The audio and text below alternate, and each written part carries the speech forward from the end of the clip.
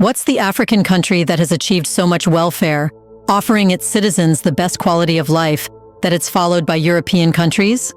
Well, Botswana has appeared as a model and successful African nation that has built everything from scratch, inheriting nothing from its former colonial masters. Today, the country has exceptionally developed cities, with flawless governance and modernity of another level. Not only that, but here, students don't have to pay for education. Rather, they are paid. Healthcare is free, and citizens are offered incentives to farm and be financially independent, building wealth. So, what has remained hidden about Botswana, most people don't know about. Welcome to a new episode of Black Afric Diary, a channel where we talk about Black African history, culture, arts, and civilization. It's a place where you will see the real picture of Black Africa, its stories, and the events defining it. In this episode, we will tell you about the real side of Botswana, an African country that is a model for even the West. Let's get started.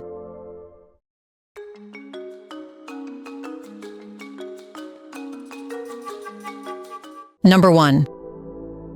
The Three Chiefs and Botswana's independence. During the late 19th century, Southern Africa was a prime target for colonial powers and corporations eager to exploit its resources. One of the most influential figures of the time was Cecil John Rhodes, a British businessman and politician. Through his British South Africa Company, Rhodes had already established control over present-day Zimbabwe, Zambia, and Malawi, territories then known as Southern Rhodesia, Northern Rhodesia, and Nyasaland. His ambition was to extend British control throughout Africa, from the Cape to Cairo, and Botswana was in his sights. Rhodes wanted to incorporate Bechuanaland, as Botswana was then known, into his empire. Had he succeeded, Botswana would have fallen under corporate rule, with the British South Africa Company controlling its land, resources, and people. This would have resulted in extensive exploitation and displacement of local populations, much like what occurred in other regions of southern Africa under Rhodes's influence. Faced with the threat of losing their land to Rhodes's company, the chiefs of Botswana took decisive action. In 1895, Khama III, Bathoan I, and Sebele I set on a bold journey to Britain to directly petition the British government. At the time, such a journey was difficult, costly, and dangerous, but these leaders recognized the importance of making their case in person. Their mission was to protest the transfer of their land to Rhodes's British South Africa Company. Instead, they sought British protection, not corporate control. The chiefs did not frame their appeal as an anti-colonial stance, but as a strategic effort to avoid the oppressive rule of a private company that would exploit their people and resources for profit. They believed that direct oversight by the British government, rather than a corporation, would better safeguard their land and the well-being of their people. The chiefs' efforts paid off. After presenting a compelling case to British officials, they succeeded in preventing their land from falling into Rhodes's hands. Instead, Bechuanaland was placed under British protection, becoming a protectorate rather than becoming a colony controlled by the British South Africa Company. As a British protectorate, Botswana maintained a significant degree of autonomy. While Britain handled external defense and foreign relations, the chiefs continued to govern the internal affairs of their people. This arrangement allowed Botswana to preserve much of its traditional leadership and cultural identity, avoiding many of the destructive effects of direct colonial rule, such as the seizure of land and the dismantling of local governance. The decision to seek British protection rather than corporate control laid the foundation for Botswana's peaceful transition to independence in 1966. Unlike many African countries that suffered the deep scars of colonization, such as resource exploitation, forced labor, and cultural erasure, Botswana was able to maintain much of its traditional leadership structure and social fabric under the Protectorate System. When Botswana finally gained full independence, it did so without the internal conflicts or upheaval that marked decolonization in other nations. Under the leadership of Seretse Khama, Botswana's first president and a direct descendant of Khama III, the country embarked on a path of stability, strong governance, and careful resource management. Number 2.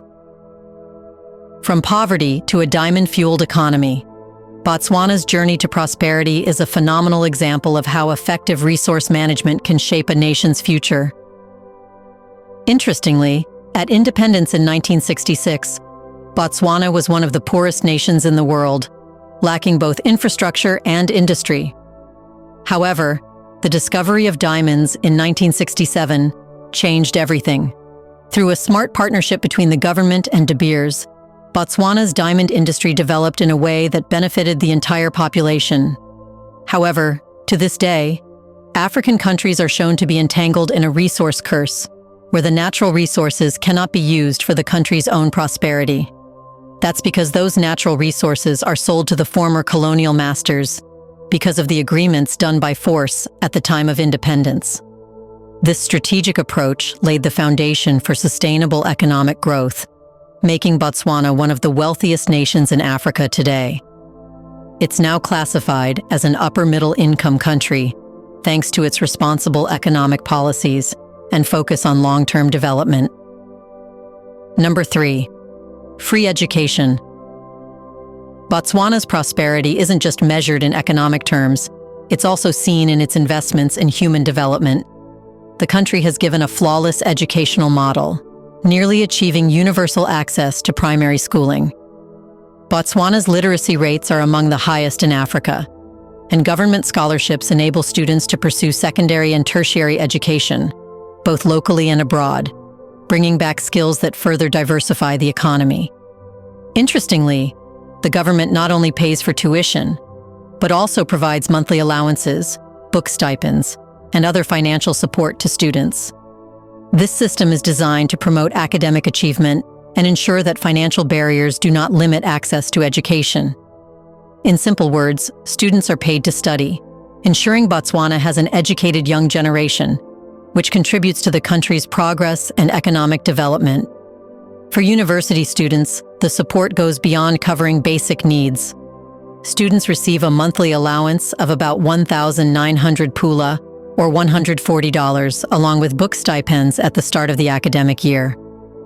This financial assistance allows students to focus on their education without worrying about the costs of living or learning materials. Additionally, for those pursuing advanced degrees or specialized fields abroad, the government covers all expenses, ensuring students can study at top institutions worldwide. Botswana's deep commitment to education has historical roots. At the time of its independence in 1966, the country had no university of its own, and students had to travel abroad for higher education. Recognizing the need for a local institution, Botswana's government launched an initiative in 1976 to build the University of Botswana. This initiative asked every family to contribute by donating a cow or making a financial donation. The result of that collective contribution can be seen today. Today, the University of Botswana stands as one of the largest and fastest-growing universities in Africa, with over 17,000 students. The government continues to fully fund education, ensuring that students both at home and abroad receive the support they need to succeed. Number 4. Free healthcare.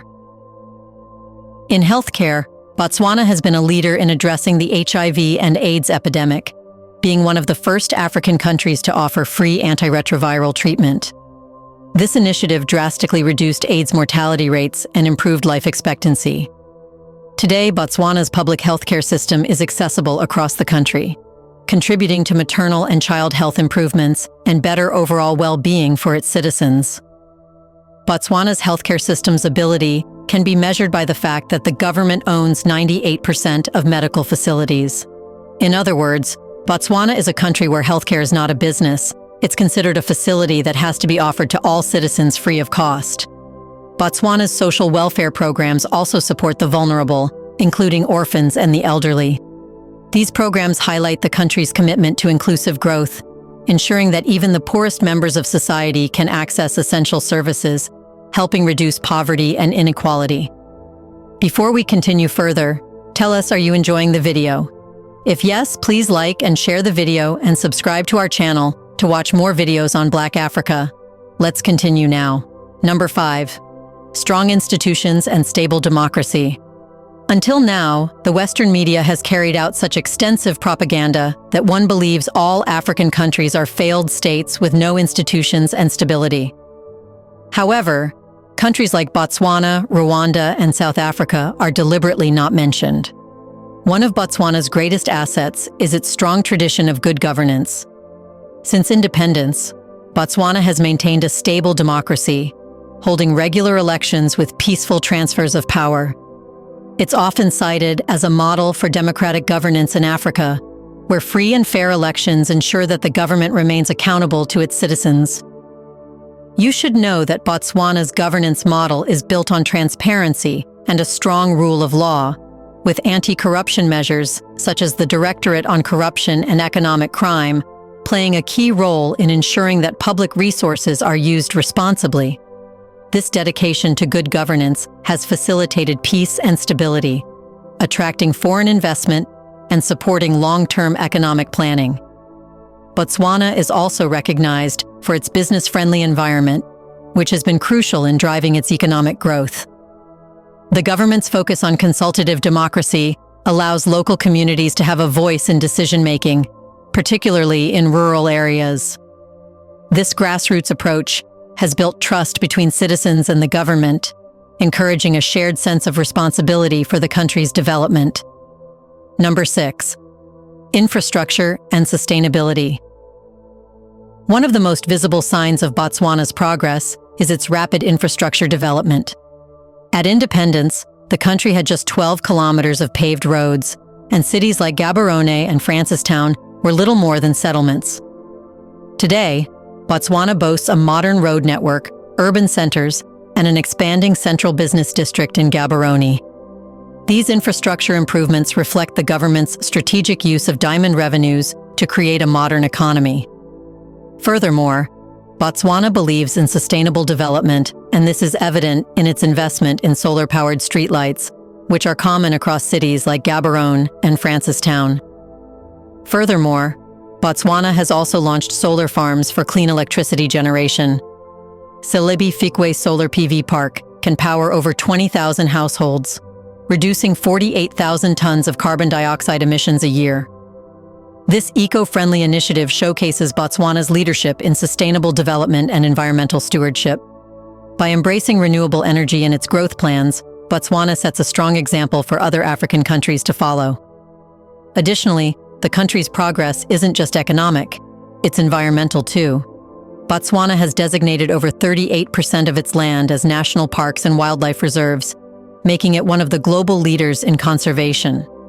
Botswana's efforts to protect its wildlife, especially its elephant population, have earned it international recognition. The Okavango Delta, a UNESCO World Heritage Site, is one of the world's most pristine ecosystems, attracting ecotourists and further diversifying Botswana's economy. Number 7. Blending tradition with modernity. Most African countries are shown to be too tribal and backward. However, this Western media's propaganda does not work in the case of Botswana. Despite its rapid modernization, Botswana remains deeply rooted in its cultural heritage, while adopting modernity side by side.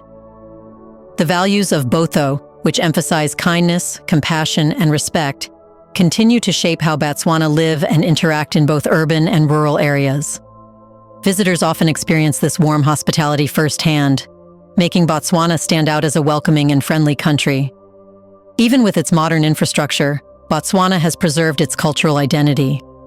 Traditional music, dance, and crafts still play a central role in everyday life, and the government has made efforts to protect the culture of the San people, one of the oldest indigenous groups in Africa. This balance between embracing modernity while preserving tradition is central to Botswana's national identity. Number 8. Law and order. Botswana is renowned for its strong adherence to law and order, which contributes significantly to its reputation as one of Africa's safest and most stable nations. The country enforces its laws strictly, and citizens, as well as visitors, are expected to follow the rules. Those who don't are swiftly held accountable, This respect for the law creates a peaceful and orderly environment, allowing everyone to live and work without fear of crime or corruption. Number 9. Social welfare and inclusivity. Botswana's welfare system extends well beyond education. The government also provides support for housing, infrastructure, and utilities, particularly in rural areas. This commitment to equity ensures that even the most remote communities benefit from national development projects. Botswana's approach to development is all about creating a society where every citizen, regardless of location, has access to basic services and opportunities for growth. The government's inclusive approach also extends to vulnerable populations such as orphans and the elderly. Through various support programs, food, healthcare, and other essentials are provided, ensuring that no one is left behind as the country continues to progress. Number 10. Farming and agriculture. Botswana is one of the few countries in the world that provides all kinds of facilities to its citizens. For citizens interested in farming, Botswana's government provides extensive assistance to ensure they succeed. During the rainy season, farmers can register with the government to receive free seeds, fertilizers, and even plowing services. This system helps small-scale farmers increase food production without worrying about the high costs typically associated with farming.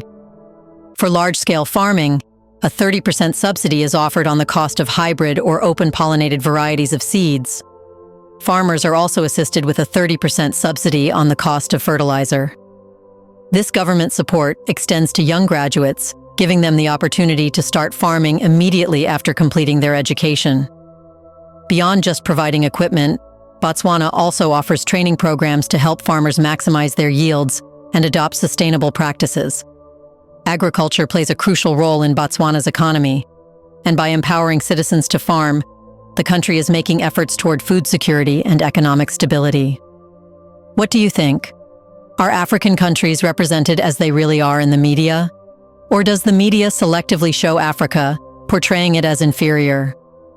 In the comment section right below, share your thoughts about Botswana and whether you would like to live there. Do you want to watch more videos like this one?